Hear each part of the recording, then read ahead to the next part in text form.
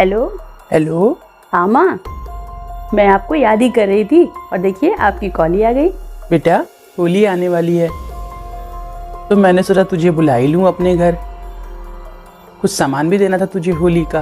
अरे वाह माँ, मेरे लिए आपने सामान लिया है। मैं तो सोच ही रही थी आपसे मिलने के लिए, लेकिन माँ होली में तो अभी बहुत टाइम है। इतनी जल्दी क्या याद आ गया आपको? लेकिन बेटा, बात सिर्फ होली का सामान देने की नहीं थी। सामान के अलावा कुछ और भी? इस होली पर मैंने एक फैसला लिया है तेरे लिए।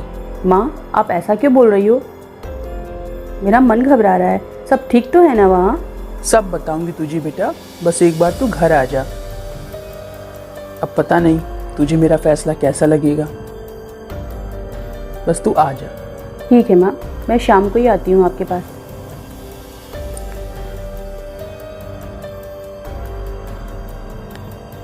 कभी कभी माँ का बुलावा सिर्फ त्योहार के लिए नहीं, रिश्तों को समझने के लिए भी होता है।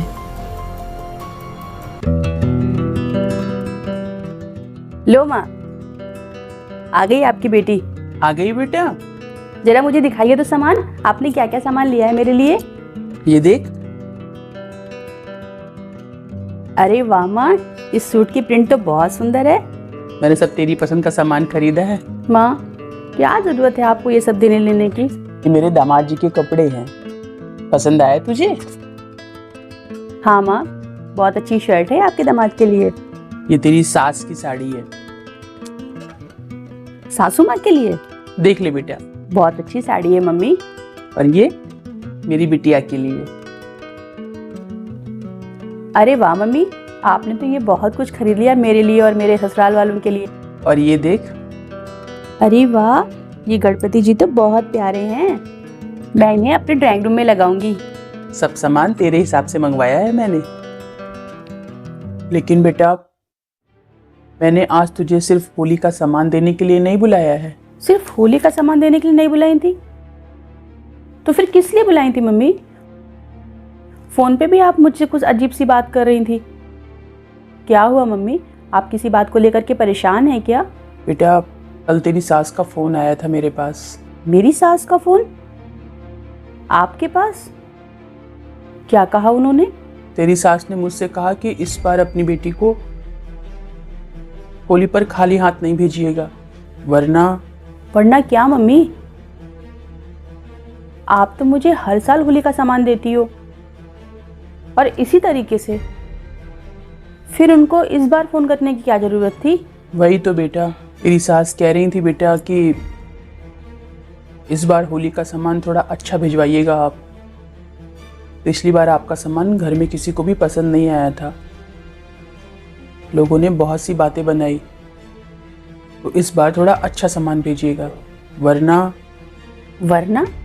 क्या मम्मी? वरना लोग क्या कहेंगे। अच्छा, तो आपने मुझे इसलिए बुलाया है? नहीं बेटा, मैंने तो तुझे इसलिए बुलाया है कि ये सारा सामान देखकर तू समझ सके, क्योंकि तू मेरे लिए बोझ नहीं है बल्कि मेरी इज्जत है। माँ, मैं बहुत अच्छे से समझ सकती हूँ आपकी मजबूरी। लोग कहते हैं कि शादी के बाद बेटियों की जिम्मेदारियां खत्म हो जाती है माँ बाप की तरफ से, लेकिन सच तो यह है कि असली जिम्मेदारी शादी के बाद ही शुरू होती है माँ बाप की। ससुराल वालों को खुश करने के चक्कर में लड़की के माँ बाप पूरी जिंदगी पिसते रहते हैं। अगर ससुराल वाले खुश नहीं रहेंगे तो उनकी बेटी कैसे खुश रहेगी? कोई बात नहीं बेटा, माँ बाप किस दिन के लिए कमाते हैं? अपने बच्चों के लिए ही ना। जैसे बहू मेरे घर की इज्जत है, वैसे मेरी बेटी उस घर की इज्जत। मैं समझ सकती हूँ बेटा, अगर बहू के मायके से अच्छे सामान ना आए ना, तो सास को बहुत सुनना पड़ता है परिवार वालों से। और वैसे भी बेटा, मुझे तेरी सास से क्या लेना देना है, लेकिन हाँ, दामाद जी बहुत अच्छे हैं, इसलिए मैं तेरी सास की कुछ बातें बर्दाश्त भी कर लेती हूँ। तू भी थोड़ा बर्दाश्त कर लिया कर। पसंद आया तुझे सामान? सामान देख ले, फिर तुझे गरम गरम रोटी सेक करके खिलाऊंगी पालक पनीर के साथ। त्योहार के रंग तभी गहरे होते हैं जब रिश्तों में समझ हो, ना कि शर्तों का बोझ। हर त्योहार पर दिया गया सामान जरूरी नहीं, कभी कभी माँ बेटी को हिम्मत देने के लिए भी बुलाती है।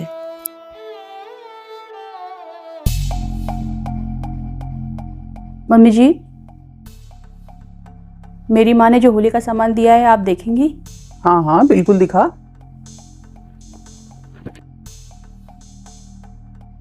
बहू, इस बार तो तेरी माँ ने काफी अच्छे सामान दिए हैं। आपको पसंद आया माँ जी? एक बात पूछूं माँ जी आपसे? हाँ हाँ पूछना। क्या मैं आपकी ठीक से सेवा नहीं करती? मैं आपके घर को ठीक से नहीं संभालती?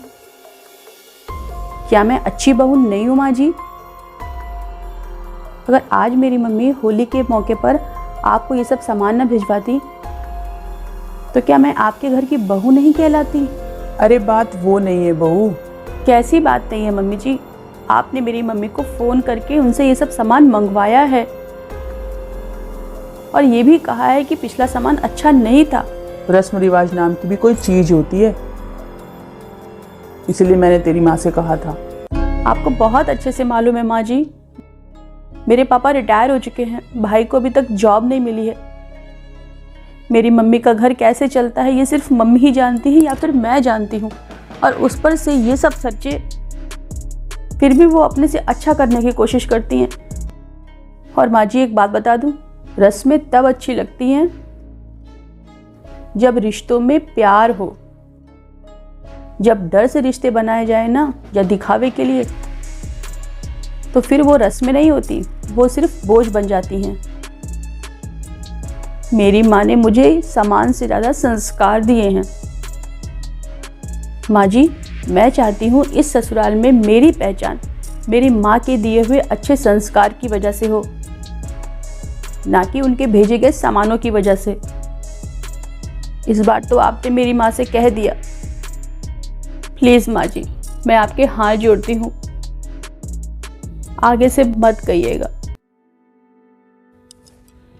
मायका अमीर हो या गरीब, पर एक बेटी के लिए वो हमेशा इज्जत वाला ही होता है। त्योहार रंगों से नहीं बल्कि सोच से रंगे जाते हैं, और जिस घर में बहू बेटी को इज्जत मिलती है ना, वही घर सच में रंगीन होता है, और उसी घर में असली त्योहार मनाया जाता है। और जो सास अपनी बहू के मायके वालों की इज्जत नहीं कर सकती, वो कभी रिश्तों की कदर भी नहीं समझ पाती।